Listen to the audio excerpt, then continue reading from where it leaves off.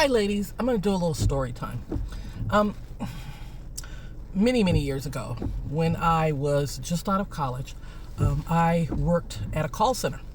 And for those of you who don't know, call centers are kind of those places where people are constantly coming in and coming out, okay? I was there for probably 2 years or so. And one of the people that I met during that time was a retired stripper. I was going to say exotic dancer, but what the heck. She was a retired stripper. And she had moved in with her boyfriend and gotten a regular job, okay? Hence the call center.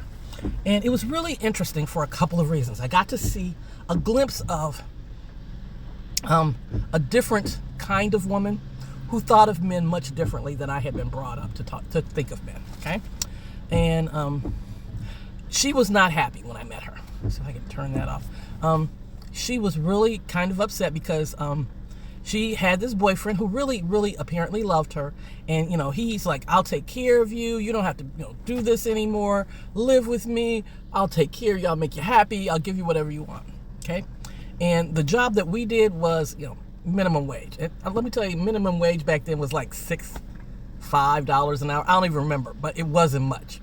And she told me, she said, I make more in one night than I do here in a 2-week paycheck. Okay, one night. It was like, okay. And so she wasn't happy with the amount of money she was making. She wasn't happy with the fact that she couldn't go and do whatever she wanted to do because, she was used to having quite a bit of money available to her that she, didn't have anymore. Now, this was before cell phones, okay? So we did everything like on the phone on your desk. That was the only phone we had, all right? And so she sat across from me and I trained her. And we would talk back and forth, while we were waiting for calls to come in. And, she would tell me about her life before and how much she missed it and all the attention. And the money was, at that point, to me, ungodly. How much money men would go in and give her just to, they were not boyfriends. These were men who came in to see her dance and thought they were her boyfriend. Okay, so one day she's sitting and we're talking. She goes, you know what? I saw these boots and I want these boots. And these were pretty expensive boots for that time. And, it would take her a while to earn them. And I don't know if she'd asked boyfriend or not, but she wanted these boots and she wanted them now. Okay. So, she said, I'm going to make some phone calls. So she gets on the phone that's sitting on her desk and she's making phone calls. Again, there were no cell phones. And she would say, you know what? I need you to cover for me. Now, back in the old days, we still used time cards and people would come around looking for you and you had to turn your phone off. It was just a whole bunch of complicated stuff. But if somebody came by, I was like, oh, she's in the bathroom, something like that. So over maybe the next day or so, she kept having to leave. She was going downstairs and getting the men that she knew. She had called them and they were bringing her money. Okay. I don't know how much they got her, but she'd come back and show me a stack of money. And second day she goes off. The mall was right down the street from where we worked. And she would go to the mall and come back wearing the boots that she had been talking about. They were cute. And I was like, is your boyfriend gonna have a problem with these boots? And she said, oh, he ain't gonna have no problem. Don't worry. So she went on about her day. She came in the next day just like always.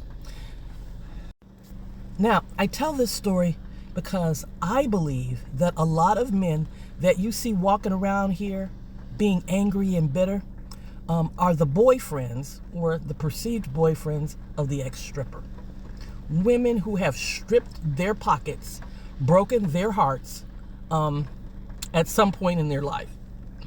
And they are still carrying that trauma around and they're dumping it on every woman that comes after her. Because there is always that fantasy woman in some guy's mind. I want her and I'll do anything for her. And then after her, every woman is a blah, blah, blah, blah, blah, blah, blah, blah, blah. So when these guys are talking to you, I believe that in some ways they're talking to her. Because, see, she did them wrong.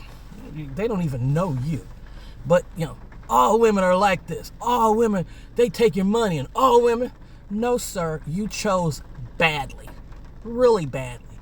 You wanted a woman that was above your station, and she picked your pockets clean. And girl, she was good at it, all right? Because after that, in fact, I think that's why they got rid of her, because she was gone more than she would go sit in the car with them for periods of time. Yeah, and come back with a stack of money. Now, I ain't gonna say she did anything, because I don't personally think she did. I don't even think she had to. She was the fantasy girl. Giving her money was something they enjoyed doing. And remember that, all right? At some point in their life, there was some little girl, some professional girl, some woman out there who picked their pockets clean, and they're mad. And when you encounter them out here in the world, especially on this app, they are substituting you for her. Because she got away with whatever it was they had, whether it be their heart, be it their hard-earned money, whatever it was. They are like the boyfriend watching her come home with new pairs of boots, knowing full well that she didn't earn it with a job. Just a thought, ladies.